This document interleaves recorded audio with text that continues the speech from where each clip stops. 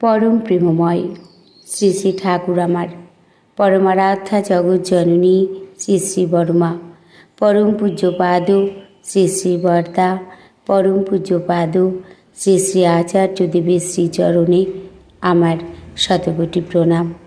আমি শ্যামলী দেবনাথ। শ্যামার পরিবার চ্যানেলের সকল ভাই ও বোনেদের জানাই জয়গুরু ও ভালোবাসা।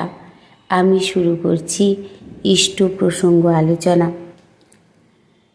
পরমারাধ্যা শ্রী শ্রী বর্মার আশীর্বাদ লাভে একজন গুরু ভাইয়ের জীবনে প্রভূত পরিবর্তন আসে।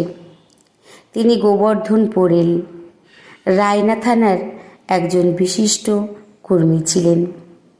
ইষ্ট কাজে বিভিন্ন সময়ে বিভিন্ন কাজে তিনি ঘোরাঘুরি করতেন।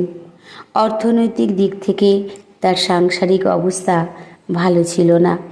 4 থেকে 5 বিঘে জমির ফসলের উপর সংসার চালাতে হতো। খুবই কষ্টদায়ক ছিল।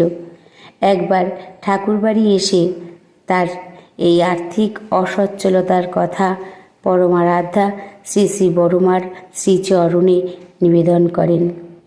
শ্রী শ্রী বর্মা তখন তাকে জিজ্ঞাসা করেন, ওইদিকে গোবিন্দভোগ ধানের চাষ হয় কিনা? গোবর্ধনদা জানান, আগে হ্যাঁ, ওইদিকে চাষ ভালোই হয়। গোবিন্দভোগ চাষে ফলন ভালো হয় না, আর তা খুব দামি চাল।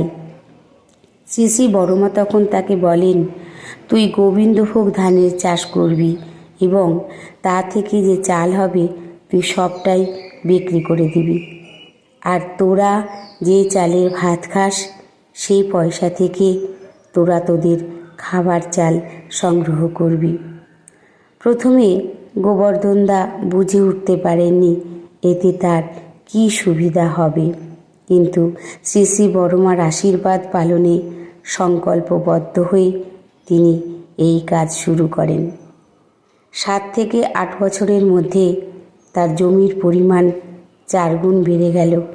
1 বছর গোবিন্দভোগের চালের দাম অত্যন্ত বাড়ায় তার প্রভূত লাভ হলো। ধীরে ধীরে তার সাংসারিক অবস্থার প্রভূত পরিবর্তন ঘটল। এসবই পরমারাধ্যা শ্রী শ্রী বর্মার আশীর্বাদ পালনের ফল। গোবর্ধনদা পরবর্তীকালে পরম দয়ালের দীক্ষাদানের অধিকার লাভ করেছিলেন এবং তিনি বর্ধমানের রায়না থানার বহু মানুষকে দীক্ষিত করেন। পরমারাধ্যা শ্রী শ্রী বর্মার এই আশীর্বাদ পালনের মধ্য দিয়ে তার সাংসারিক অবস্থার প্রভূত উন্নতি হয়। সে কথা গভীর আন্তরিকতার সঙ্গে তিনি বলেছেন। তিনি পরবর্তীকালে পরমারাধ্যা শ্রী শ্রী বর্মার শ্রীচরণে এসে তার দয়ার কথা নিবেদন করেছিলেন। আমাদের শাস্ত্রে আছে, পিতা মাতা হলো মানুষের জীবনের জীবন্ত ঈশ্বর। মা শব্দ মমতা সংযুক্ত।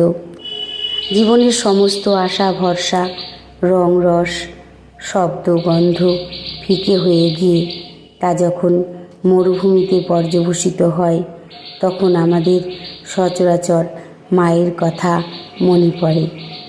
মা কেমন করে তার স্নেহ মমতা ভরা স্পর্শে আমাদের জীবনে সমস্ত জ্বালা যন্ত্রণার অবসান ঘটিয়ে অমৃত সিঞ্চন করেন। সৎসঙ্গ জীবনে মা বলতে আমরা পরমারাধ্যা জগৎ জননী শ্রী শ্রী বর্মাকে বুঝি। পরম পুরুষ শ্রী শ্রী ঠাকুরের সেবা ও সাহচর্যে ও সাধনায় কখন মহীয়সী এক মাতৃমূর্তিতে পর্যবসিত হয়েছেন।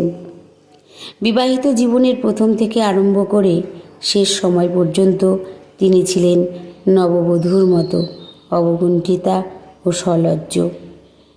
ভক্ত সৎসঙ্গী সাধারণ সেই অসাধারণ স্নিগ্ধ সৌন্দর্যে পরিপূর্ণ দেবী মূর্তির প্রতি আকৃষ্ট হয়ে ছুটে আসত তার সান্নিধ্য পেতে, প্রণাম করে ধন্য হতে।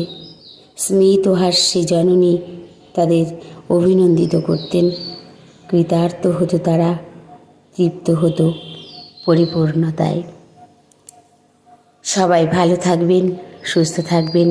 পরম দয়ালের শ্রীচরণে আমি সকলের জন্য মঙ্গল প্রার্থনা করি।